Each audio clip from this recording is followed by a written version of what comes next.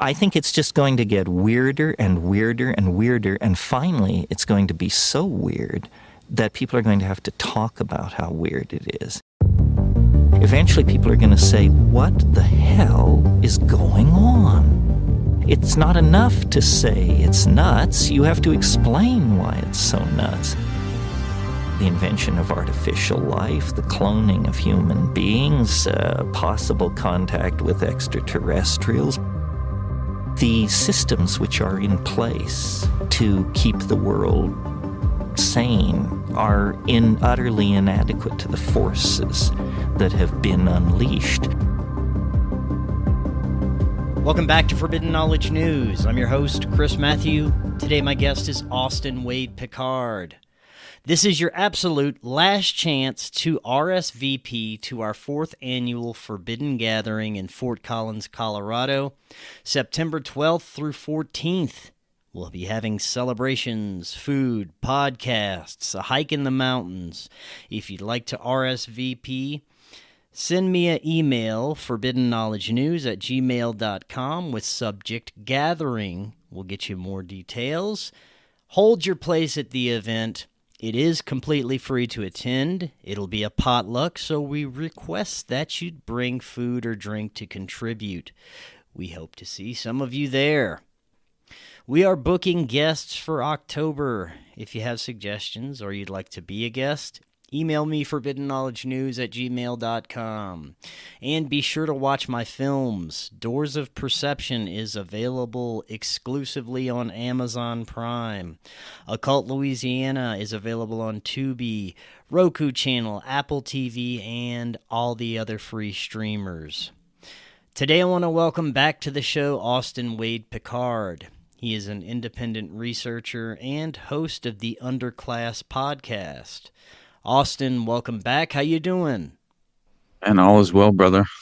I appreciate you having me back on, obviously, man. And the last time I came on, I just thoroughly enjoyed our conversation. So I'm definitely looking forward to this one, of course. And also just considering the current political environment that we sort of reside in, and the permanent influence that I feel as far as this just overwhelming cabal that seems far too unaccountable, right, and insulated from any sort of real accountability. And man, I just feel like on top of PSYOP season, it just feels like just at every turn, I feel like we're intended to have our at least we're intended to feel the very deep impact of the demoralization campaign, definitely, as far as I'm concerned. And that is why I think it's very critical in this moment to keep your head on a swivel, remain skeptical. There's so much disinformation and propaganda out there at this moment in time, and I think that's by design as well, right? 100%. Let's help everyone navigate through PSYOP season a bit. I'm looking forward to getting into this today. We're going to be discussing the psychology of a mass shooter. When you look beyond the approved mainstream surface information surrounding not only school shooters, but almost every high-impact event that involves several deaths by the hands of another intentionally, the information always points to, at the least, external influences, and in many cases, the person has access to an arsenal of firearms that the average person would never get access to, as well as a myriad of other pieces that don't match the official narrative. And there's a lot to get to here. Before we do, it's been a little while since you've been on. Remind the audience a little bit about yourself and let them know how they can find out more about you. And I'm the host of the Underclass podcast, and I basically just feel entirely just disillusioned by the political process in general. And I'm much more in tune and interested in the alternative narratives that seem far more plausible than that of the official narrative surrounding many of these events that we're intended to embrace at face value. Because so much of which all you have to do is pry an inch below the surface and expose yourself to some of the critical details involved, and you instantly should sort of pause and attempt to reflect and collect your thoughts and realize how you're being lured by the nose by some sort of psychological warfare planner that has been conditioning modern society for generations at this point. And I always reference Yuri Bezmenov's four stages of ideological subversion, right? That he explained to G. Edward Griffin in 1984, and I believe the very first stage was demoralization. And just to me, that is so fitting as far as being a key in regard to the formulaic recipe that these mind manipulators seem to employ on a very regular basis. I feel like it's honestly, yeah, it's just nonstop It is. at this point. It feels Yeah. like, right? I have stopped paying attention to a lot of the school shooting information, the mass shootings, these high impact events when they happen because it's the same game plan, it's the same MO. It's the same information that comes out once you look, like you said, a little bit further beyond the surface. So I haven't been paying attention to a lot of these events like probably I should be. But as far as this recent one goes, tell us about, first of all, the mainstream information that we have and your thoughts about what this could possibly be about. Right. Yeah, I think it's very interesting because clearly you always seem to have some sort of pretext that is attempting to be achieved, a precedent-setting operation in regard to landmark legislation. But we'll get to that because I feel like it's usually couched in many of these. It's how you manufacture consent using fear as a tool, and I think this always falls under that category. And yeah, so it was what 2 days ago, right? Wednesday morning, I believe. And you had so August 27th, there was a mass shooting at the Annunciation Church, this Catholic church in Minneapolis, Minnesota. And so this is the attack took place during a mass, I believe, that was being attended by students. And they typically have these scheduled school-wide masses in this a specific Annunciation Catholic school. And so the perpetrator himself, his mom was actually a teacher at this school, and she had, I believe, retired as recent as like 2021, maybe it was 2023. I can't recall now, but she definitely was employed there as a teacher and essentially received rewards and was honored during her retirement. And I find it interesting as well because it seems as if there are these. It's very interesting to see the gambit in terms of the broad spectrum of narratives that are sort of being attached to this in regard to if you look at it's very interesting because the kid had a manifesto and he was 23 years old, right? This individual perpetrator, and essentially it's very interesting because they were clearly on SSRIs and had officially transitioned genders at 17 years old, right? And even had their name changed in a court, I believe, in a court filing and a document that was obviously uh, apparently the mother herself was very much a part of allowing this to take place and pursuing the name change on behalf of her son from Robert Westman to Robin. And uh and the perpetrator was 23 years old, obviously, when he committed this shooting on Wednesday, and had no prior criminal background. But it's very interesting because I discovered a sort of interesting link to investigators raising no red flags, but had been effectively visiting this individual's home from various calls, reports, things of Really? that nature of violence. Yes, like for years leading up Wow. to this, which kind of boggled my mind. But I found it very interesting though because it's first of all obviously the connection to the father that provides a very much of a red flag, and almost to me it feels like a smoking gun because it fits the pattern that we've seen so very often with the James Holmeses of the world, Adam Lanza, Omar Mateen for that matter, right? Each of their fathers have an intelligence Yep. background, Yeah. and it looks as if this seems to fit the exact same sort of a cyclical resurfacing narrative, right? That we tend to Now, find. according to the manifesto, the reason he went through with the shooting is because he felt he was deceived into becoming trans. Is that correct? That's so Yeah. strange, right? Like there's definitely a portion in there where he legitimately says, "I'm sick of my hair. I want to chop it off. I only keep it because it is pretty much my last charade of being trans. I'm tired of being Mm. trans. I wish I never brainwashed myself. I can't cut my hair off now as it would be an embarrassing defeat, and it might be a concerning change of character that could get me reported." I thought that was an That's interesting sort of mindset, yeah. right? And also, you see there are many different pictures that he had drawn as well. One of them is him looking at his own reflection in a mirror, and it looks like it's sort of a bathroom mirror, a vanity of some kind, and he's standing there with his hair in a bun, and it's just a drawing, and he has an AR on his back and a handgun on his side. And he's basically staring at his own reflection, which looks as if it's a demon, Mm. Really?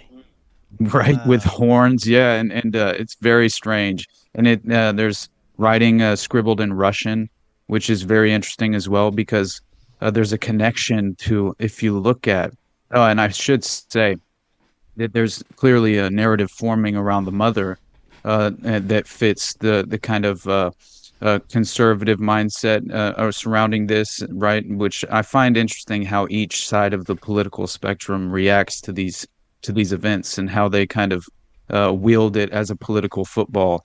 And I do understand that clearly there's an issue with SSRIs and gender affirming care and it having a psychological impact on children. And obviously, I mean, that's you're messing with the hormones of a young child.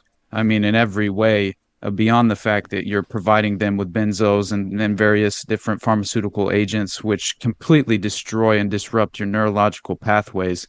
I mean, just they definitely, I think they sort of it's they almost allow for I've abused benzos in the past. I had an issue with substance abuse just as a young person for a time, and so I'm well aware of the sort of impact that it can have upon your Mm-hmm. psychology, and I definitely felt as if like I essentially would become a klepto. I didn't concern myself whatsoever. I just shoplift whatever. It wasn't a concern. Wow. I had no like real ethical dilemma when it came to this. It was kind of like yeah, that moral barrier was Yeah. just disintegrated. Wow. It was very strange, but so that's how I feel.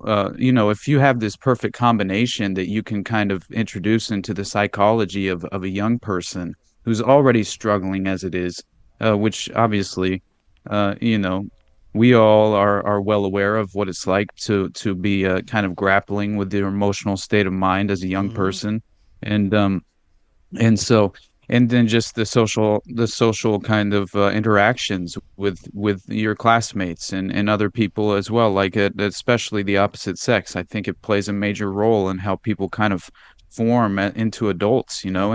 and and it's, yeah, I think that has a very drastic impact beyond the idea of introducing trauma into that equation, right? Where you're legitimately finding examples of traumatic abuse at a very young age, which we all know the impact that that can cause as far as the dissociative identity disorder, these strange, alters that are fractured off in the mind to compartmentalize the abuse that they endure, like and then that psychological disruption can be Yeah. exploited, by individuals who are very well aware of how to wield those sophisticated techniques. 100%. But the mother of I believe her name is Mary Grace Westman, And this narrative forming around her is that essentially she, yes, worked at the Catholic school as a teacher, awarded for her service, but she also petitioned the court to change Robert's gender when he was 17 years old. Wow. And essentially the claim is that white liberal women are actually are an actual menace to society, I which wouldn't disagree. it's not entirely Right, wrong, right. right? So, How strange is it though that, and I don't mean to no, it's cut you good. off, but the idea that she's a teacher at a Catholic school Yes. and she's affirming his gender Yeah. transition. That just like I feel like there's an it doesn't quite add up in terms of the principles and ideology that you would Right. think she would have Well, that's possessed. evidence Yeah. of clown world, which would take up an entirely different show. But let's go over some of the evidence that there is much more to the story here. I was checking boxes as you were talking earlier. Some of the telltale signs that there was something more to the story, external influence. As you said earlier, he was on SSRIs, he's trans. Dad is in intelligence. This is a huge one because with many of these school shooters and other types of shooters, they are either involved with the military or intelligence, or very close family members are. So let's go over some of the most profound evidence that you're looking at. Yeah, so far it looks like his the LinkedIn of the father of Robert or Robin Westman, whatever you want to call this perpetrator. Hmm.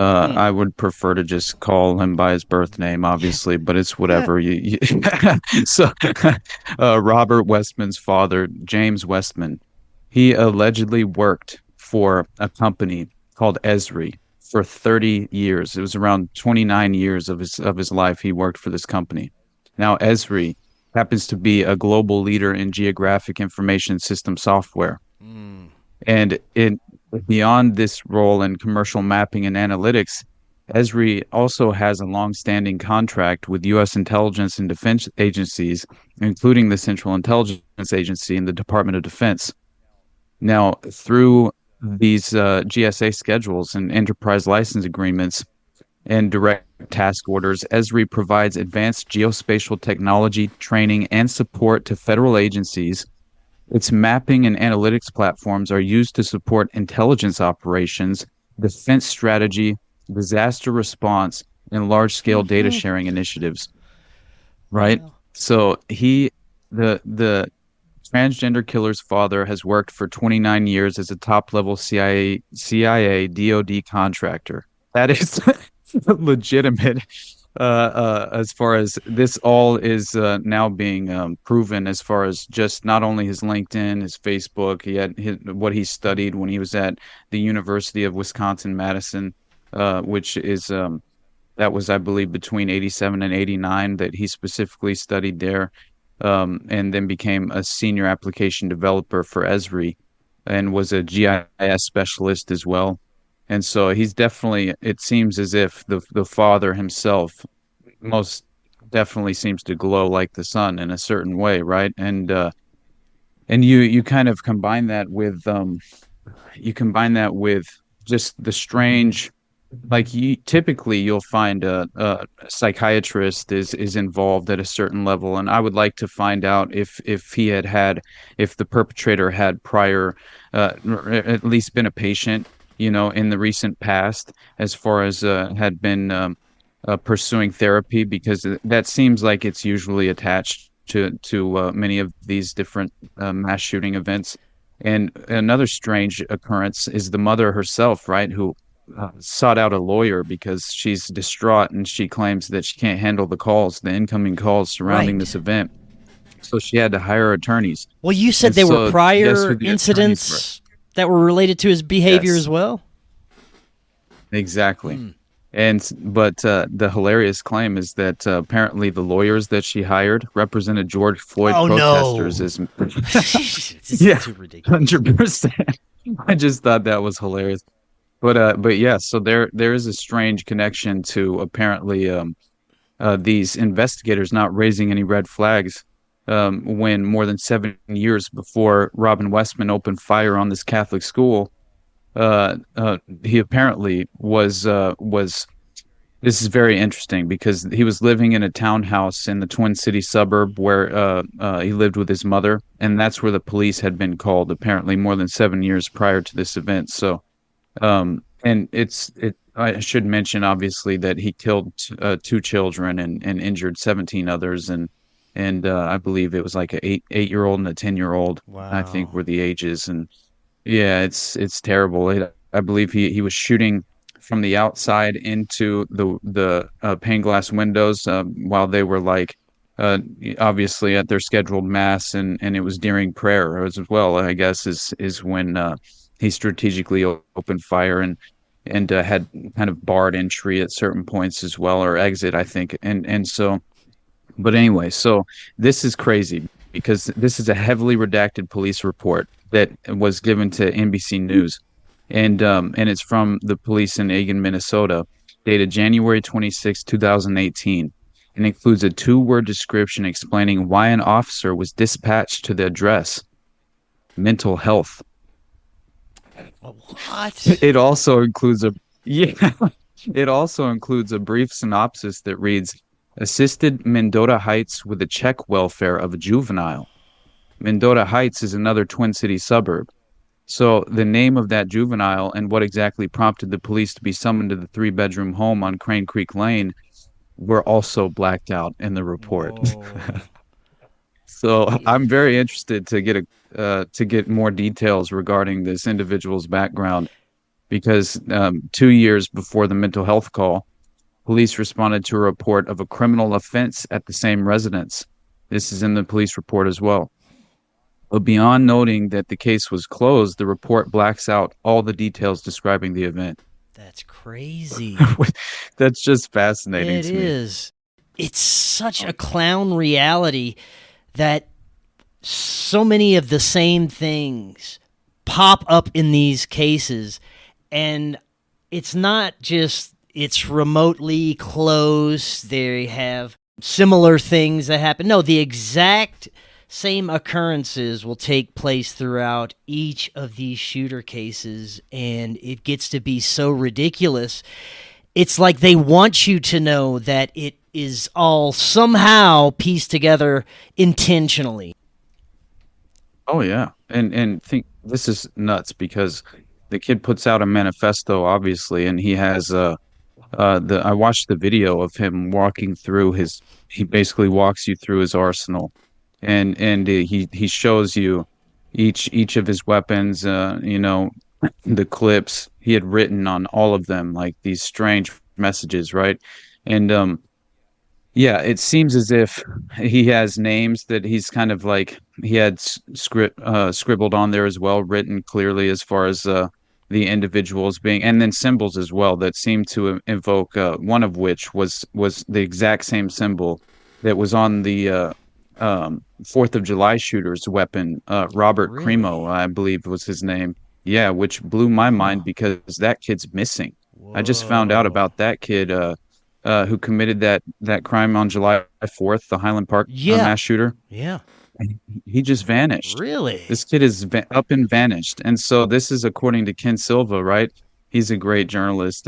We've had him on, I believe, at least once on the show for Already Dead. But yeah, he's done phenomenal work. And Ken Silva, I think he's working right now with Jesse Trinidad to try and get out a lot more information in regard to the Oklahoma City bombing, as well as the death of his brother in that context. But still, yeah, this 21-year-old SoundCloud rapper named Robert Cremo III was said to have scaled an unsecured ladder to gain access to the roof of a local cosmetic store where he fired 83 shots, killing 7 innocent victims. Damn. Now, security footage shows Cremo fleeing the scene in what appeared to be a wig and women's clothes. No. Like, that's fascinating, man. So the evidence shows Cremo was certainly at the Ross Cosmetics armed with this AR-15, where two of the victims were out, apparently totally out of his vantage point, strongly suggesting that someone either moved bodies in the immediate Yeah. aftermath, or more nefariously, that there were multiple Mm. shooters. That's always And that, another of course, thing plays that comes up in all always. these cases. The first eyewitness or the first witness testimony that comes out is always there was someone else. There was another shooter involved, and then that gets nixed, but not completely. Someone always finds it. Exactly, exactly. And you already know because the last time that I came on, I was essentially questioning the concept of a serial killer in general, and and also the urban myth of the snuff film that they would have us believe, so very Yeah. often as far as it conflating it much like the satanic panic as this sort of ethical and moral hysteria, Hmm. overreaction to false disinformation. And in reality, it was just a natural, organic, authentic reaction to real substantiated cases of satanic ritual abuse that were taking place, Yes. right? And I think that all ties back to Project Monarch and the Monarch boys, the Monarch mind control aspect uh, of I believe they've been attempting to utilize child prostitutes for human honeypot operations Wow. and on the record since the early 50s. And Alan Dulles himself was involved in that decision with Richard Helms, who would later on be involved in Claudia Mullen's.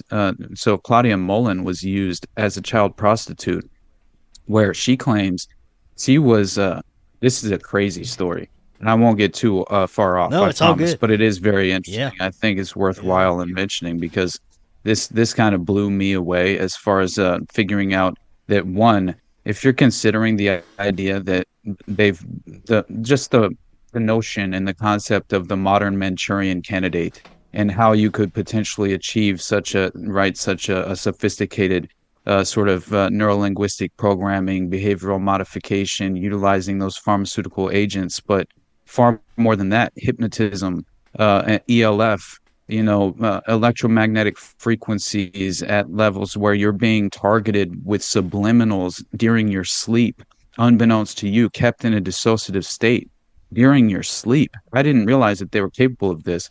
Now, obviously, in the past, they've utilized like brain chip methods and even in like dentistry with tooth molars, they've been able to plant essential microchips sort of in brain chips, but through the process of the dentistry and implanting a Hmm. molar.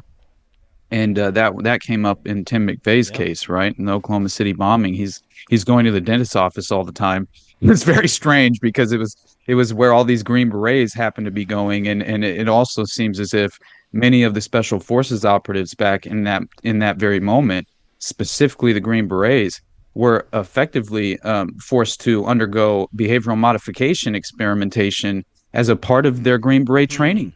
And they were claiming that members of the special forces and the Green Berets, this was happening because one, they were testing differently as far as they would run these specific tests. They would find out who fit this character profile, and then they would sort of greenlight them for domestic operations for plausible deniability and sheep dip them. And that's essentially what happened to Tim McVeigh, obviously. But what they also claimed, I found out, is like they were saying that even Randy Weaver was essentially a part of that program, and that Vicky, his wife, was the priority target because she was actually helping him wake up from his prior programming, Wow. and that essentially is crazy. And it to me, it's not that far off because if you listen to what they claim they can effectively achieve as far as behavioral modification in real modern day examples, I mean, it makes sense because the claim is there's a shelf life, and not all Yes. Manchurians are effectively programmed, and there's a timeline of you begin to wake up, and the fracturing of the mind, it only effectively, and this is why it's so much more efficient when you can sort of apparently utilize. This is terrible, but this is what they claim is that it's more effective and efficient to use children for that purpose because the prepubescent children are far more suggestible and apparently through utilizing trauma you can essentially fracture off their minds and compartmentalize the brain and effectively utilize an individual as a sort of um, split personality spy is what they called Yeah. them. And They legitimately could pass information without even knowing it, just based on a trigger word mechanism that would, sort of trigger a hypnotic set of instructions that they would enter a trance from a free will state. And Yes. this is something that I didn't realize existed. Wow. From 1953, I found out about this in the Artichoke documents, and it was January 7th, 1953. And this file came out, and it was in the Artichoke documents called the Outline of Special H Cases, right? As far as it was internal and during 53, obviously, but it was later exposed during the hearings. And it says in all of these cases, because it's crazy, outline of special H cases. And obviously, you have to think H is hypnotism, right? And especially in the context of what you technically find in the document, which is in all of these cases, these subjects have clearly demonstrated that they can pass from a fully awake state to a deep H-controlled state via the telephone, via some very subtle signal that cannot be detected by other persons in the room, and without the other individual being able to note the Whoa. change. That's in 53. Yes. Man. You think they I had mean, to make these Manchurian candidates with a much more hands-on technique back then? Now, we have pharmaceuticals and technology and frequencies that are most likely being implemented. Pretty sure we're all being experimented on some level, but the Manchurian candidates and assassins can probably be made remotely much easier in our modern age. yes, I believe so. I think that you can definitely remotely trigger right an individual into a dissociative state, and that has been proven over time, honestly. And even this is fascinating alone, right? Just being individuals being induced into hypnotism by telephone. Yeah. I mean that alone is fascinating to me. And again, it's the idea you're an unwilling courier, unbeknownst to you, right? And it's just fascinating. And again, it seems as if they've been able to utilize, and according to Dr. Robert Duncan, Harvard professor, he claims that, and he wrote Project Soul Catcher, right? The book Cyber and Cybernetic Warfare Revealed, I believe is the name of the book. And yeah, he claims that he interviewed over 650 individuals over the past 10 years. He says this in 2012, and that essentially they claimed that they were in a modern Manchurian candidate program called Manchurian Candidate ID Program Free. Whoa. Right? This is so crazy. I covered it in. So it's very interesting because yes, it was so Project Soul Catcher: Secrets of Cyber and Cybernetic Warfare Revealed. And so yeah, he says that many of them claimed that they were in this Manchurian Candidate ID Program Free. And he then subsequently went to the Senate Intelligence Committee and met with over 26 senators, as well as the head of the LA FBI. He works with a consortium of scientists on a research project for over 8 years, and he provides the closest estimate he can reach. He says there are about 10,000 Manchurian candidates in the works being programmed Whoa. by the CIA right now that can be used at any time around the world. That's He crazy. concludes by explaining that only a small percentage actually become successful Manchurians. This obviously, the motivation is that it allows the CIA to subvert certain international laws which forbid them and the agency to engage in the assassination of foreign leaders through the strategy of indirection, or utilizing agency handlers to indoctrinate individuals into these Manchurian candidate programs, self-righteously asserting plausible deniability after the fact. So, according to Dr. Robert Duncan, most of and a lot of these mass shooters, alleged mass shooters, such as James Holmes, falls into this Manchurian candidate category as well. Wow. He suggests that one of the ultimate priorities is to predominantly manufacture consent for landmark gun legislation, largely encouraging Americans to disarm themselves. And that fits perfect. And guess what we have here? A part of this Minneapolis mass shooting. the dystopian pretext once more we find, and it's through this Project Gideon, this AI threat detection platform for law enforcement, minority report It style sounds like predictive policing. pre-crime. Exactly what it is. Whoa. And so to understand that that is the direct, that was legitimately the day that the Minneapolis mass shooting happened. You have a Mm. former Israeli intelligence officer, right, who's running the Gideon Project on behalf of the United States government, announcing that he's going to now implement for law enforcement the world's first AI. That is just so crazy. AI threat It's so detection platform. crazy. Like, It's like Trump saying, "Why are you still looking at the Epstein files?" It's gaslighting to the highest degree on the largest scale that you could possibly imagine, right? absolutely. And as much as what, like, the idea of obviously utilizing the combination of drugs and manipulative psychological techniques, advanced cybernetics, right? And I mean, you've essentially achieved most of the goals of the original behavioral modification research that was being conducted by the agency. And that's just fascinating to me because you see how it's playing out in real time, and in the modern day technology, in regard to what Robert Duncan claims is that it doesn't necessarily require brain Yeah. implants, but he does say that they work very well. But then he goes on to say that they rely far more on post-hypnotic Mm. suggestion, which I thought was very interesting, and it makes a lot of sense as to why so many different, I mean, individual cases and examples we can point to where, like, a David Ferry when they raid his apartment, they find mind control manuals all over the apartment. Mark Dutroux, they raid the dungeon, release the girls from the dungeon he created, right? And they're trying to hold on to Dutroux as if he's their protector because they were so psychologically traumatized and Yeah. dissociated. Like they legitimately had been conditioned, and what did they find? Mind control manuals, and that he was utilizing on these children. He was using strange techniques too, having them write back to their families as if they were even going to get the letter. Like it was very interesting, the type of sort of psychological sort of abuse that he was implementing on the children as well. But yeah, so you have the God of sort of the voice of God Mm. technology, which I find very interesting, especially knowing how just even in the private sector, how it's been sort of presented and promoted to the public.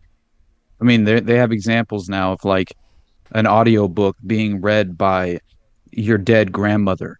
What? Right, because yeah, they're like promoting it as like, oh, how sweet it would be if your mom died and you have a young child and you want them to hear the voice of a dead relative, essentially read the book, and all you need is up to like a few Yeah, sentences yeah. of an audio recording of the individual who has passed, and they can formulate their voice into legitimately, yeah, isn't that nuts? And so for me, that fits perfectly, especially with what um Dr. Robert Duncan was claiming, and this is the last point that he made that I found so fascinating regarding James Holmes specifically, but really the modern technology of how they utilize this dissociative, multiple personality disorder and split personality, and essentially, Yeah. he says that the various techniques used throughout this process is one being the voice of God technology, and even while they're sleeping, as I mentioned earlier, these subjects are kept in dissociative states and can allegedly be programmed with subliminals. So often the targets can be manipulated through the use of microwave hearing effects or voice transformation, such as using the voice of a dead relative to implant ideas in the subject's mind. Wow. And then he says his final statement was neuroscience has become the modern Mm-hmm. battleground where war wages on over the control of the human mind. Cybernetic warfare, It seems like the they're 21st century. attempting this with a very large amount of people because it only works to a small amount that are susceptible to hypnosis, right? Right. Yes. That's why I thought like a Sirhan, right, who's far too suggestible, which you had that expert hypnotist, who was like I think he was an expert criminologist and like all of these different things, who was involved in the trial during the Sirhan trial, and he goes in, and it's so nuts that Sirhan was put into a hypnotic trance by the prosecution and the defense. It's Yeah. it's one of the most stunning cases you could ever like. You go back and you watch some of it. There's footage of Sirhan being put into this, led through, like essentially it was leading the witness to a T, Mm. and they're leading him through the event that transpired in the pantry while he's under hypnosis, and it's the prosecution, and they're essentially telling him, Sirhan, the gun's in your hand, like they're yelling at him, man. It's so crazy. And he's like, you want to kill RFK, like he's telling him what he wanted to do, which is, to me, how did that even Yeah. hold up? That's insane to me. But and so he starts convulsing, Mm. and he starts pulling an imaginary trigger uncontrollably, where he just couldn't stop. Wow. And that's the same thing that was reported when he was in the pantry that night. Was essentially, it was Elaine Neal, the woman in the polka dot dress, the black and white polka dot dress. And I believe that she was essentially the handler that helped trigger him into the hypnotic trance, because it all he could remember was following her into the pantry and drinking coffee, coffee, coffee, coffee. That's all he could. He's like repeating it, and then he just forgets, and he goes into this state where, and it's so fascinating too when you actually like read what he was repeating when he was in this hypnotic state, because it's undeniable what it was. He says he's writing on a piece of paper, and this is when he's in a hypnotic trance, and this is under hypnosis, reliving the event. And it's all happening under Dr. Bernard Diamond, who's the expert in psychology, law, and criminology. And so he places him in this hypnotic trance, and Sirhan writes on a piece of paper, "Girl, the girl, the girl." Wow. And then his only other recollection was of being choked by someone on a table in the pantry. Obviously, that took place. One of the men escorting Kennedy had grabbed him in a headlock to try and stop him pumping out more bullets. And that's when he's laying on the ground, and he's still uncontrollably pulling an imaginary trigger. Mm. It's hold on.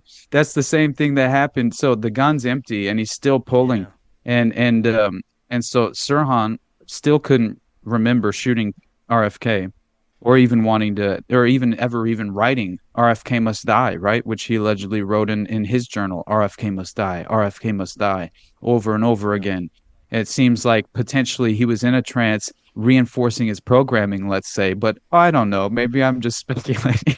So I mean, it's It nuts though. is. And what does Dr. Bernard Diamond do?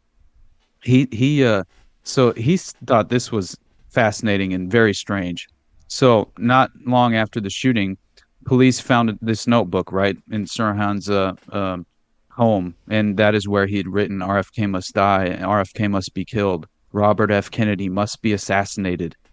And so he's still in this trance, and he's starting he's making scribbles on this piece of paper, and he's asked why he's doing this. He writes, practice, Right. practice, practice, you know? And then the he says, practice for what? Professor Diamond asked. Mind control, mind control, mind control, mind control. He writes it 4 times. And so yeah, he then says, Dr. Diamond says he wasn't sure, what to make of that, but above all, he was mostly puzzled by the fact that whenever Sirhan came out of the trance, he couldn't recall one single thing about the shooting, right? Yeah. And so further sessions are held, and he then uses post-hypnotic suggestion to implant instructions in Sirhan's mind. He's using this technique in order to see how useful it would be, how much it could potentially work, and how susceptible Sirhan could have potentially have been due to his level of suggestibility in his mind. It alluded to the fact that he had been under hypnosis many times in the past, Mm. right? And so that just fits too well. And so he places this set of instructions he implants in his mind. I said, "You're asleep now. And when you awake, I'm going to take my handkerchief out, and you're going to feel that you're going to climb around the bars of the cell like a monkey. It worked like a dream. As soon as Diamond took out his handkerchief, Sirhan started climbing up the bars of the cell all the way to the ceiling and perched himself up there. Afterwards, no memory of either being hypnotized or performing the monkey routine. Now, that is just so Yes. crazy. And if you know that Jerry Capehart is an individual, a CIA agent who he worked for the CIA during mind control experimentation, and he told his son that he worked on this specifically in the 60s. He was married at the time to a woman named Elaine Neal, right? Now, according to Elaine's third husband, every anniversary of the assassination each year, she would pull out a box on top of her cabinet and wear an old white dress with black polka dots. That's the claim. Oh, So I believe Elaine Neal yes. is the woman in the polka dot dress that no one ever says they can identify. Yeah. And she was the wife in that during that time. She was the wife of Jerry Capehart, a known CIA operative running CIA mind control experiments.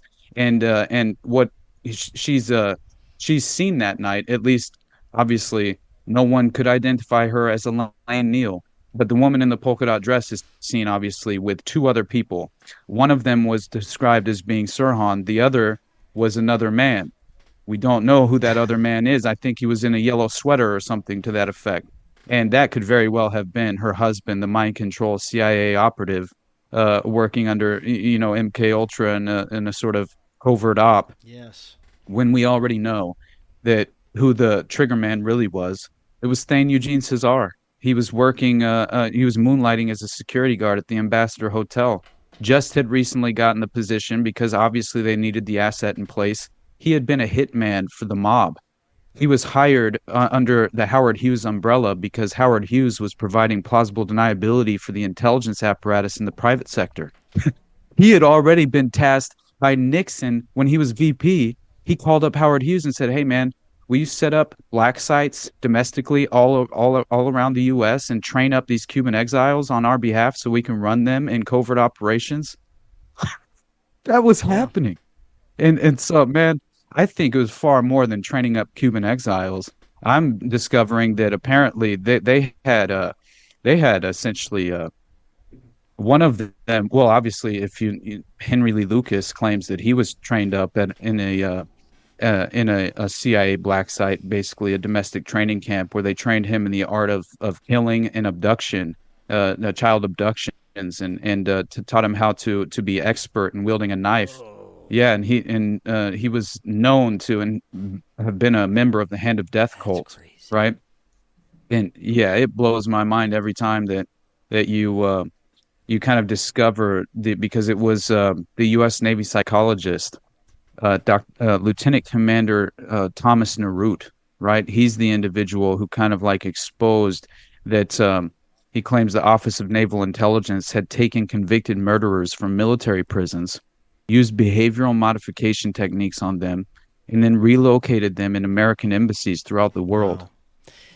It makes Yeah, you wonder the how Navy many of these psychologist. hidden compartmentalized assets are spread around our world in different areas, even within our own hometowns and states. I'm sure it's a lot less widespread than it used to be because of what we talked about earlier, the access of technology and AI and information and things like that. But I'm sure they're still using embedded intelligence assets for specific tasks that have no idea about the bigger picture in various places in our reality still today.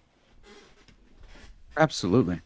And I think that this is so clearly the modern strategy of tension playing out. This is Gladio, Mm. right? Like in my mind, I believe that no, like it's we're supposed to feel like we're conspiracy theorists when serial killers just so happen to conveniently essentially up and disappear right around the same time that you have mass shooters kind of come onto the scene in a real way Yes. where it became this phenomena.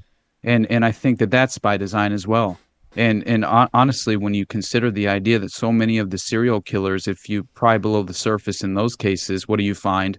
A wider network pinning the crimes on a sole perpetrator as a patsy, when in reality they were just low level, essentially providing an avenue for tying off loose ends, essentially, and beyond that, providing snuff films for the enterprise, and certain examples of like a John Wayne Gacy, right? Why were all those boys, buried in all of this? It was because he was helping run a pedophile establishment. And essentially, it was under John David Norman, the Odyssey Foundation, and later became the Delta Project after he was incarcerated. And Phil Paskey was working on the construction crew of John Wayne Gacy, right? And he had actually been incarcerated with John David Norman. And when he gets out of jail, John David Norman hands off the Delta Project to him, Phil Paskey, to run on his behalf while he's still incarcerated. And Phil Paskey, at that time, while he's running the Delta Project, is on John Wayne Gacy's construction crew. That's just too crazy. Like, there's just no way in hell that that's a coincidence, right? And again, we are always intended to believe this is some grand coincidence. And it's the same thing with I discovered this insane other modern mass shooting example of apparently well, if you remember the words that were written and some of the names written on the arsenal of this kid, right, who committed the Minneapolis mass shooting, he had written Holmes, Lanza, Breivik.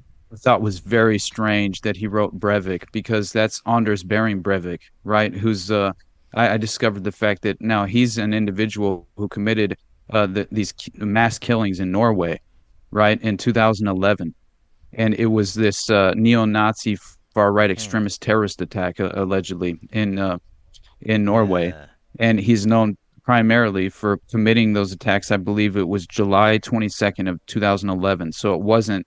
You consider the fact that, was it July 20th, 2012 is the Aurora, Colorado shooting, which I find very interesting.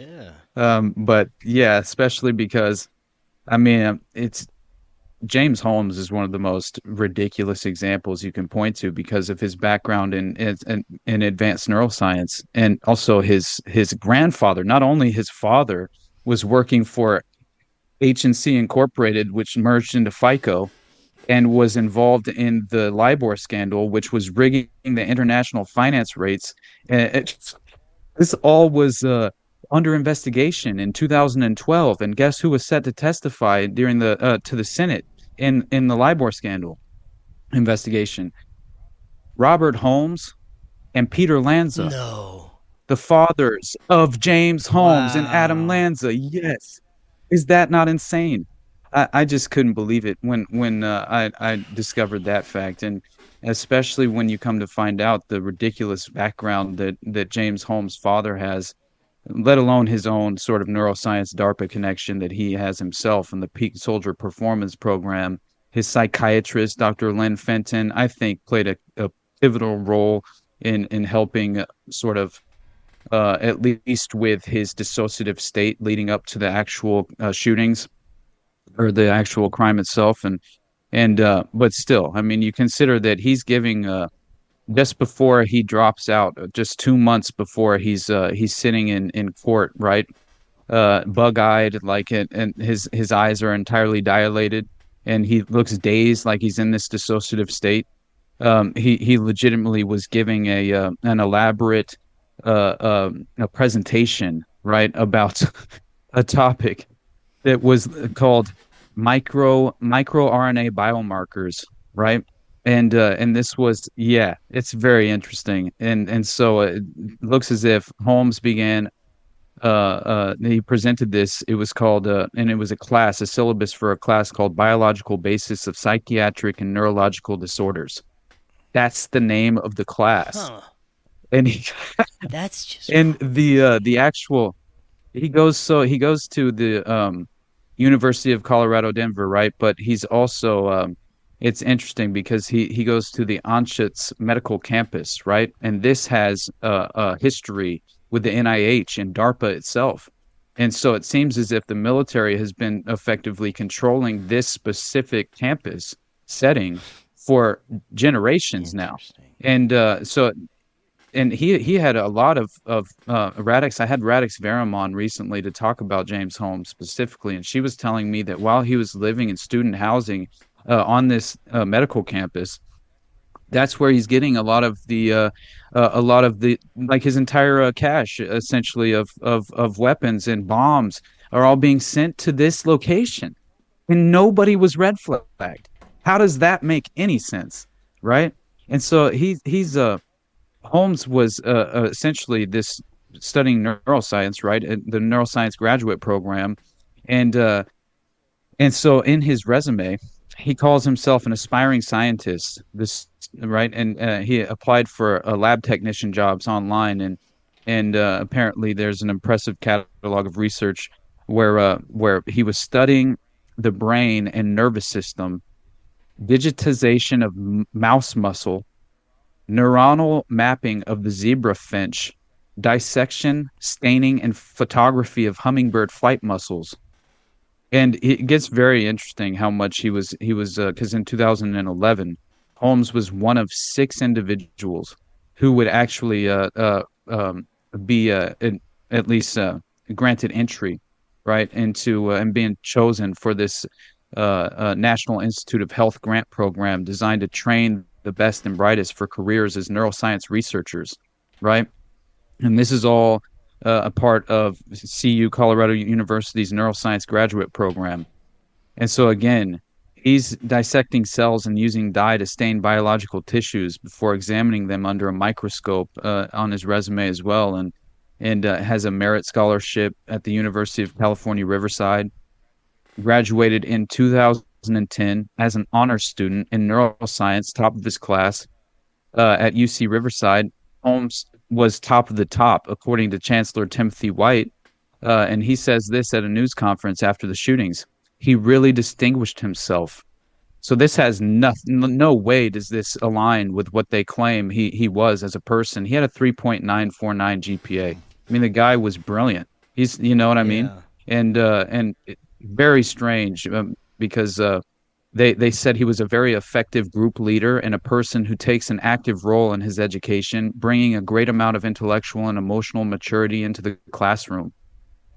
That's so nuts to me because if you probe just a little deeper, then you discover essentially claims of he said himself allegedly to an individual who was being held in the sort of holding facility with James Holmes at the time, a man by the an inmate by the name of Stephen Unruh, and he says specifically that James told him he was programmed to kill by a psychiatrist, Oh. and he talks about neurolinguistic programming, which blew my mind. And because if you consider the idea, this James Holmes, right, being linked to DARPA through the Salk Institute and the DoD, because this is crazy. Holmes' association with government-funded research projects prompted police and federal law enforcement officials to order laboratories and schools with which Holmes has had a past association not to talk to the press about James Holmes.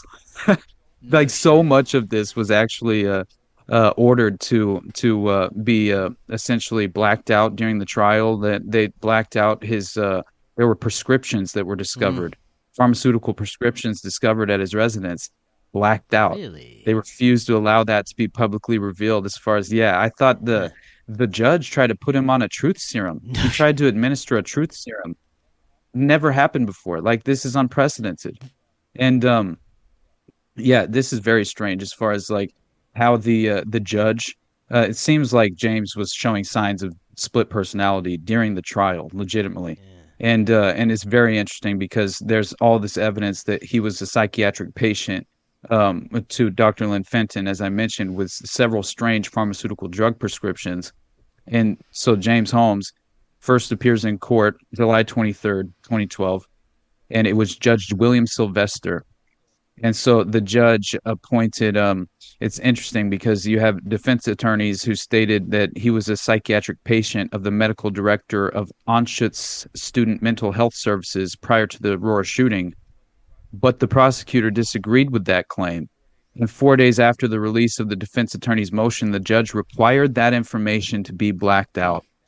That instantly should raise red flags. And then it was reported through the Denver Post that Aurora police seized 4 prescription bottles and immunization records when they searched James Holmes' apartment that same month in July. And so this was all according to filings obtained in the murder case, right, during the investigation. And so then you had disclosures that came in, and a back and forth between prosecutors and the defense attorneys over whether these items should be subjected to or subject to doctor-patient confidentiality, right? In the documents, many of them heavily redacted, don't reveal what prescription the bottles were for, or whether prosecutors intended to use them as evidence. They wouldn't reveal that either. And so it was essentially they're undermining his Fifth Amendment rights, obviously, to remain silent by administering truth serum at this point, because throughout the judicial proceeding, he's described as appearing to be dazed and confused, right? Which instantly it's like red flags come up when you think that James Holmes was labeled as being having split personalities. That's a real issue, right? As far as you can claim schizophrenia all day long, but I believe that there's clear and obvious examples and evidence of not only being able to induce amnesia, but no doubt you can fracture the brain and you can cause an individual to essentially become schizophrenic, which is very interesting. But especially if you want to keep an individual silent, it's dead men tell no tales in a way, but also, I mean, the dead men switch could easily be just the sort of psychological manipulative influence that you can achieve in the subject's mind, Yeah, right? man. There is so much there, as well as so much evidence that points to mind control manipulation. Just in the one case we're just talking about alone. But I know you have a story about ChatGPT that you want to get to before we close out. We got a little bit of time left. Is there anything that you'd like to add to wrap up about the psychology of the shooters?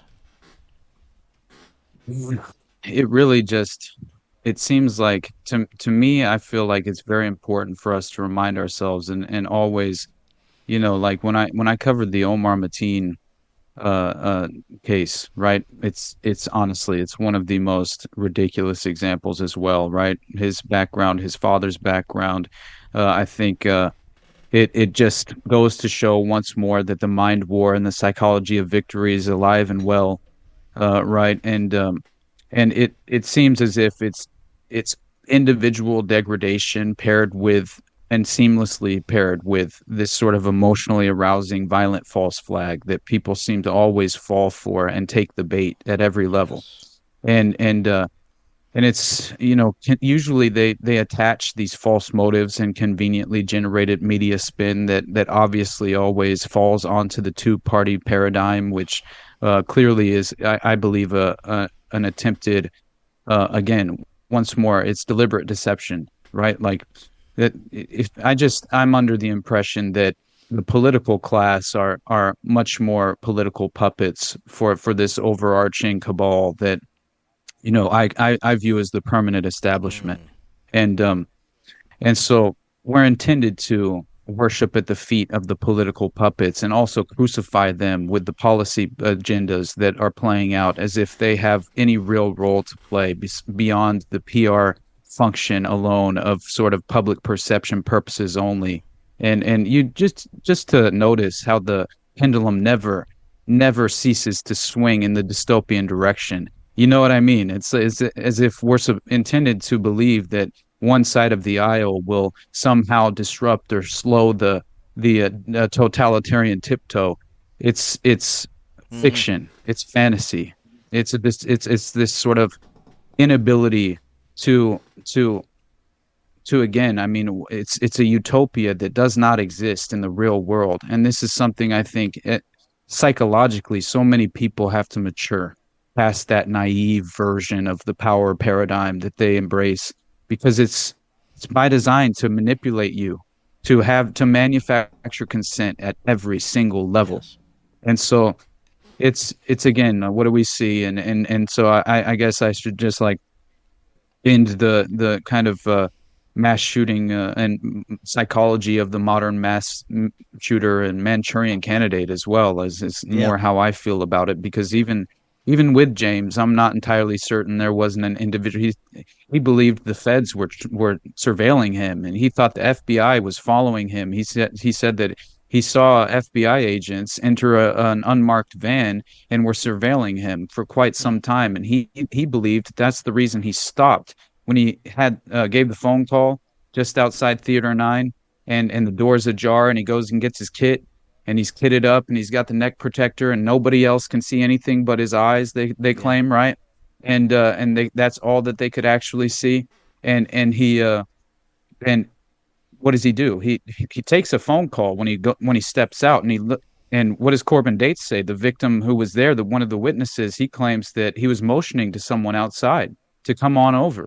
So that was very interesting to me. So who knows what could be achieved? And again, I already laid out how in 1953 they were utilizing telephones to put you in a hypnotic trance from a complete state of free will. Uh, Yeah. I would have to say that they could probably do that with a cell phone these Mm. days, I would imagine. And why else would James be positioned in that perfect place, take the phone call, go outside, and then be described as being in a hypnotic trance or some sort of Yeah. trance, where they viewed him in a daze when he was apprehended by the authorities, just standing out by his car like he's Mark David Chapman after he kills, you know, yeah, John Lennon, and then just sits down on the curb and reads The Catcher in the Yeah. Rye, which we all now know is potentially a mind control manual to some extent, because Holden Caulfield is like basically a sick, violent pervert. And anyway, the main character, and that's who he claimed that he believed he Yeah. was. But yeah, it's just every there couldn't honestly we could talk for so long about about Well, all these different this such examples great of. information. You've done such a great job of looking deeper into this and presenting it.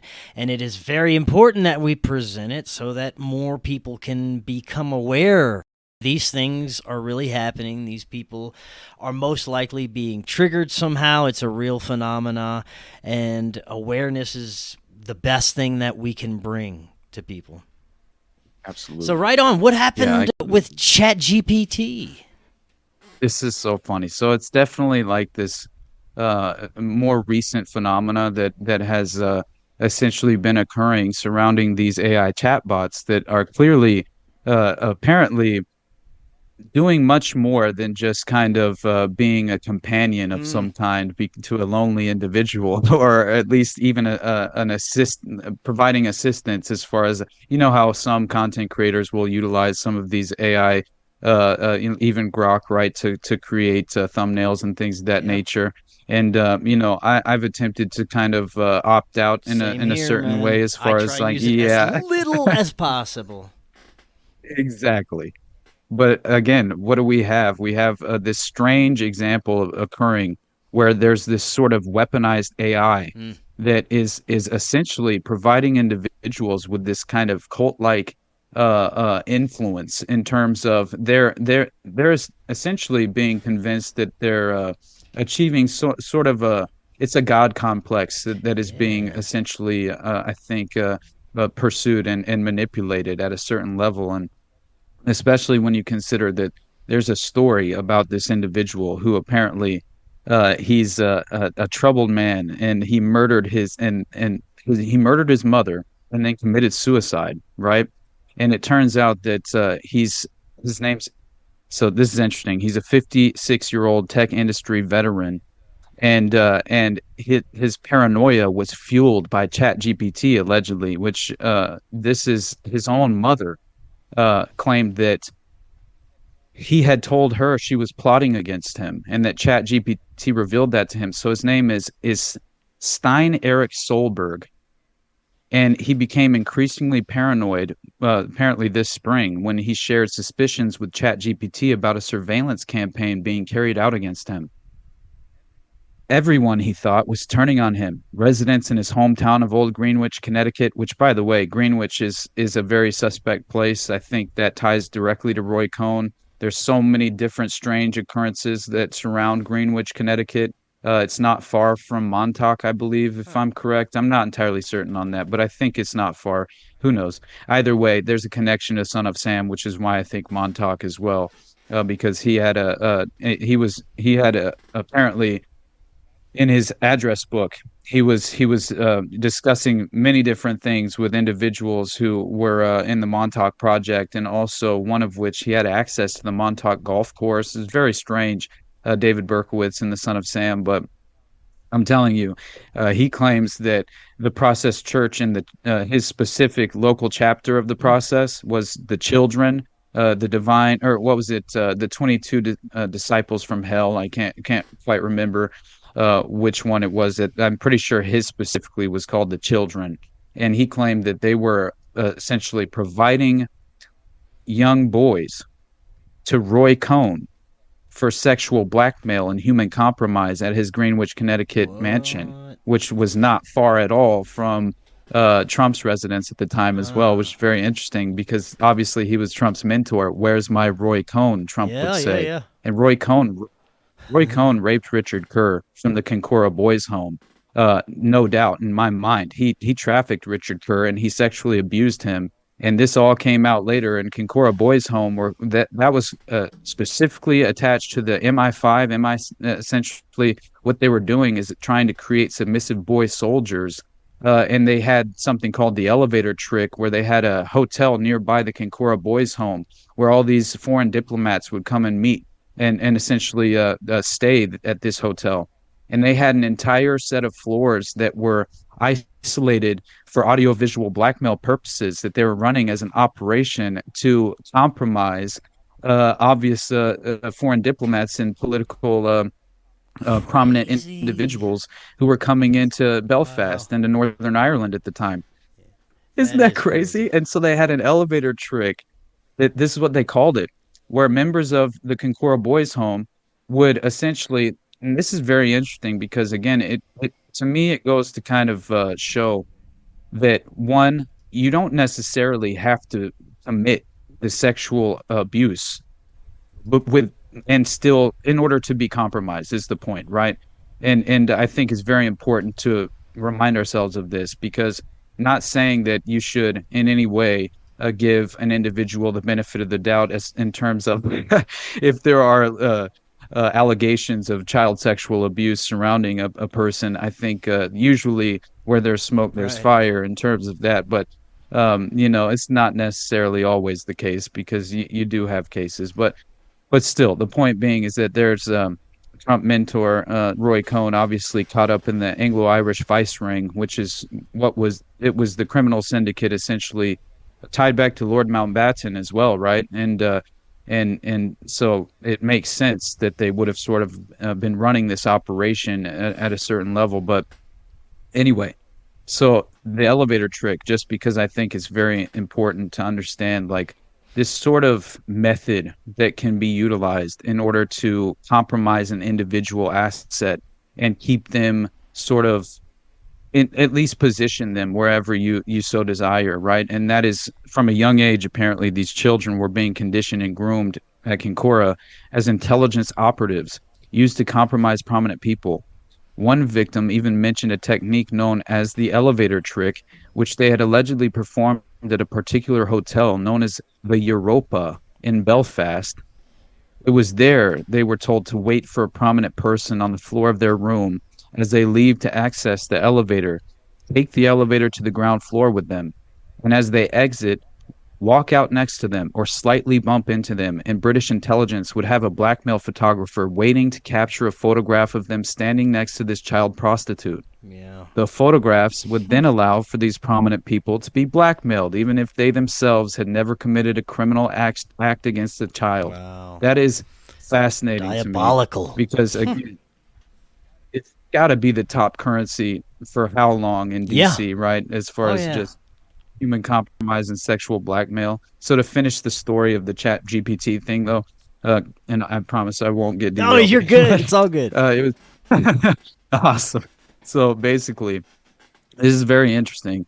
It seems as if even his own mother, right, was allegedly turning against him, and ChatGPT agreed with this. So Solberg, 56-year-old tech industry veteran with history of mental instability, so that potentially plays in. Obviously, you have individuals who are already psychologically unstable, and then they're fraternizing with AI chatbots. And essentially, I've read where some of them have also influenced individuals to commit self-harm.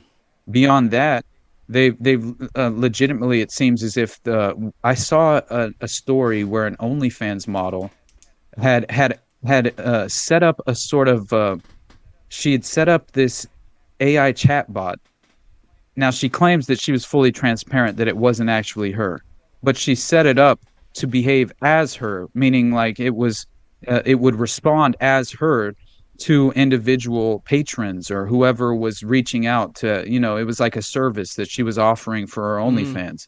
And so you had all these incels who are like taking advantage of this service and falling in love with the AI chatbot version of the OnlyFans model.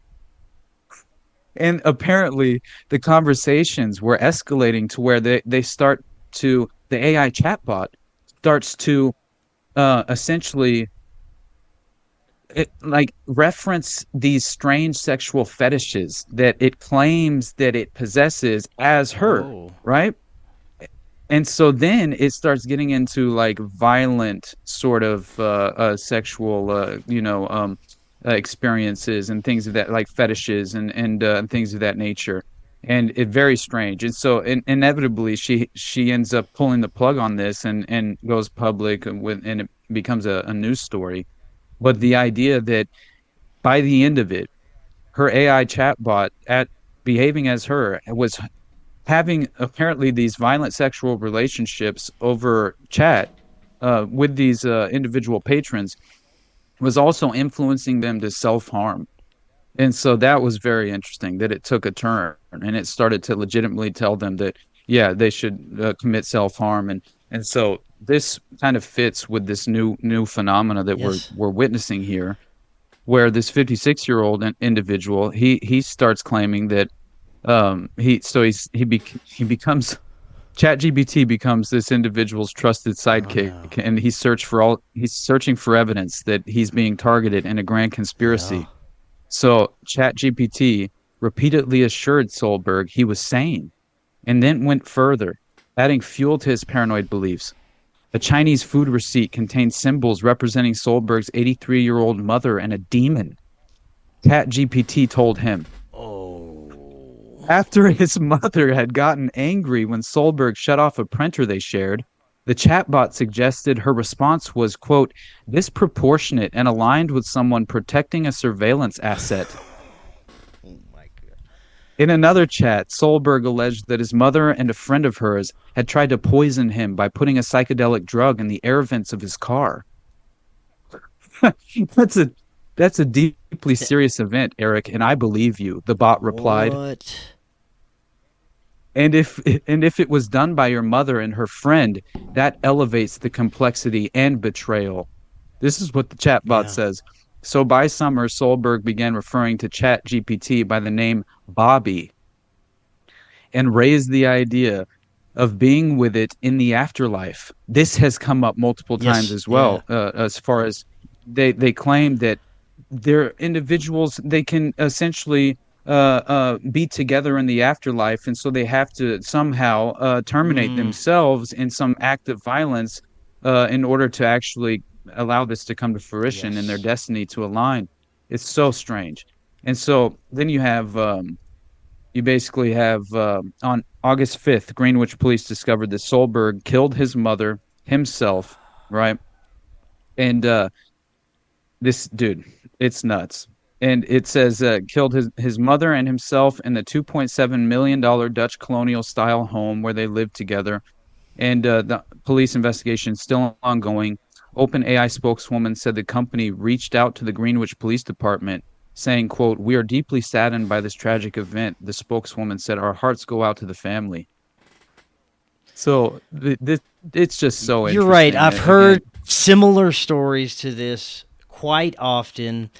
The relationships people are getting into with their chat GPT or AI become very disturbing.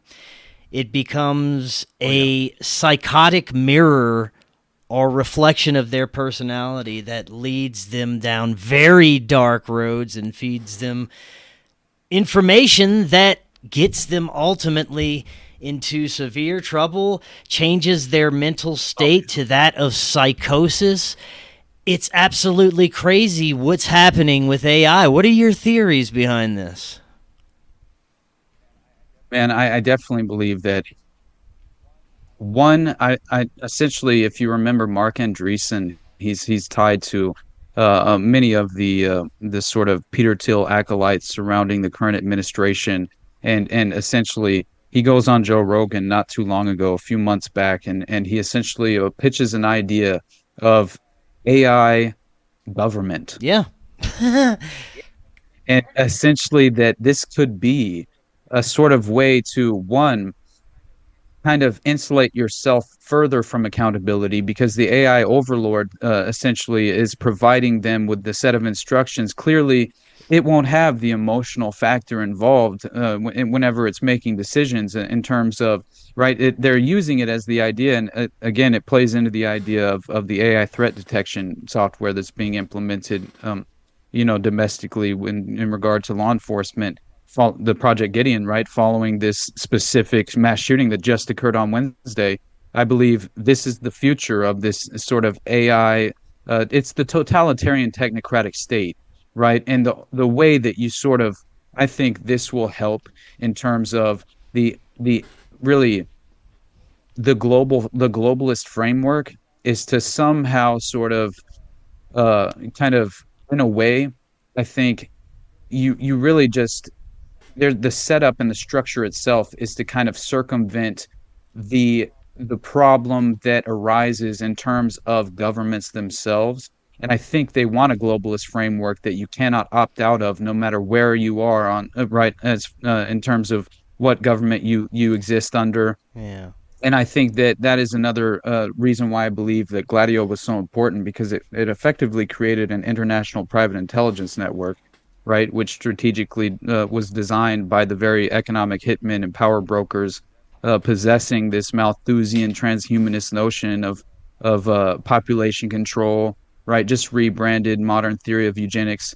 And it just goes to show like that we need to be in the sort of frame of mind and the mindset where we're anticipating the next move, right? I think that's always what we should be doing, and so I think it's an important question: is what is going to be the role of AI? I mean, obviously, predictive policing is going to be a part of it, but I also believe it will help the political class in terms of pointing to the AI algorithmic sort of legislative action. Like if you could imagine the idea where no longer does the politician even have to be labeled as the sort of individual responsible for the passing of the legislation, because they're really just following this algorithmic set of instructions provided by the AI government.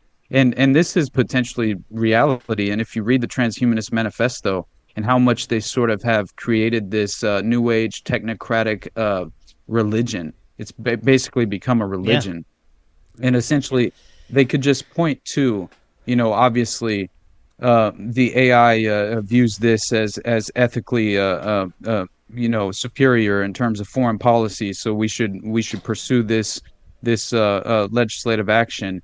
I could just see definitely at least some sort of environment where they implement AI to that extent, to that level, to where they can utilize it as a scapegoat in a certain sense. I'd be so interested to know if, say, there is this singular intelligence behind AI that comes out during certain interactions, and based on these horror stories that we hear, it seems to be a narcissistic psychopath.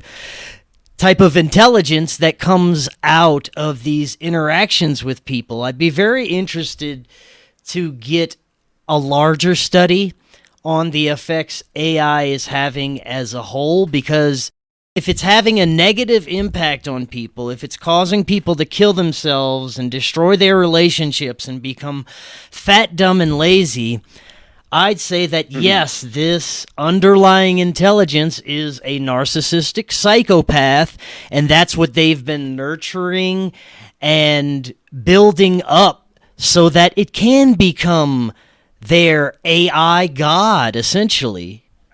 Absolutely. The new age esoteric ideological system of control has been legitimately manufactured, and now it's being sort of implemented around us in the in real time at a certain level. And it's so crazy because this is serious in terms of the chat GPT induced psychosis. I mean, Yes. that's what they're calling it. It's a phenomena. It's a psychological essentially affliction that they're claiming. And there's another example, just one last example I wanted to give you, which was insane because the wife of this individual described it as like it felt like the entire thing was a Black Mirror episode, right? Because she claimed that in his mind he's an anomaly, that in her husband's mind, that in turn means he's got to be here for some reason. He's special. He can save the world.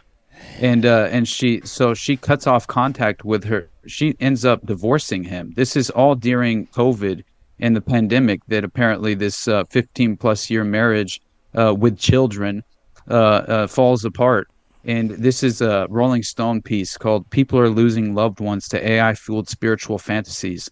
Self-styled prophets are claiming they have awakened chatbots and Yes. access the secrets of the universe through chat Yes. GPT." And so she says, Pat was both horrified and relieved to learn that she is not alone in this predicament.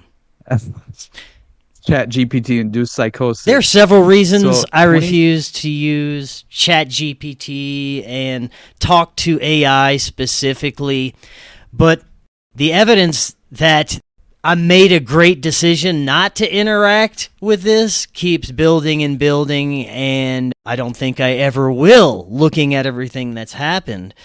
We live in insane times, man, and I wonder if there is any solution for the future with AI, because it's here.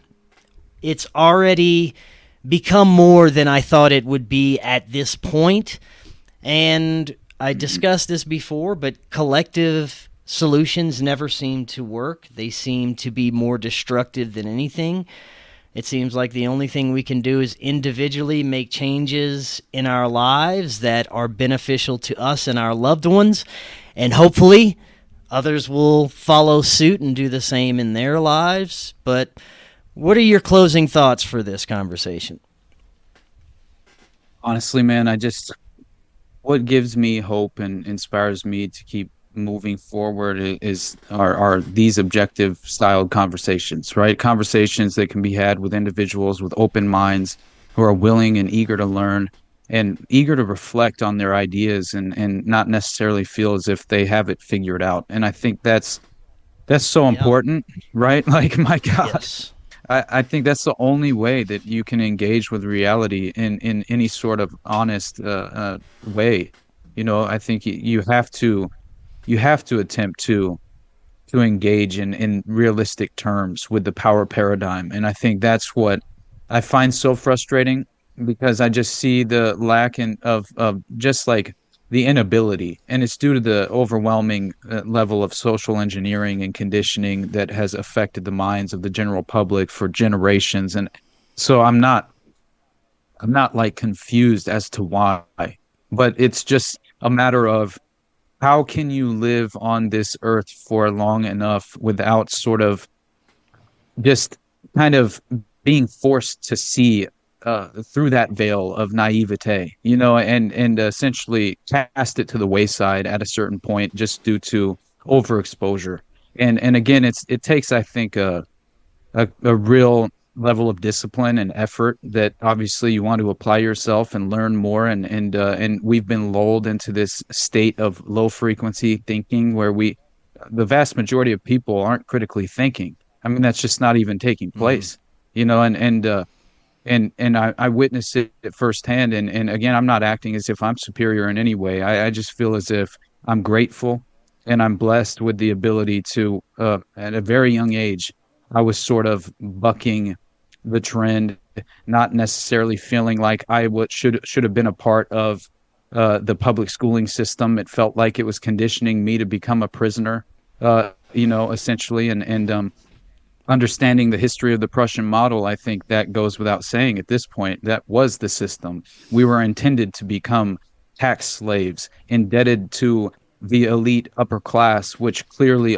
are filled with apparently overrepresented and oversaturated with pedophiles, right? And so at this moment, I would like to say that I appreciate you once again for having me on and being willing to have these conversations.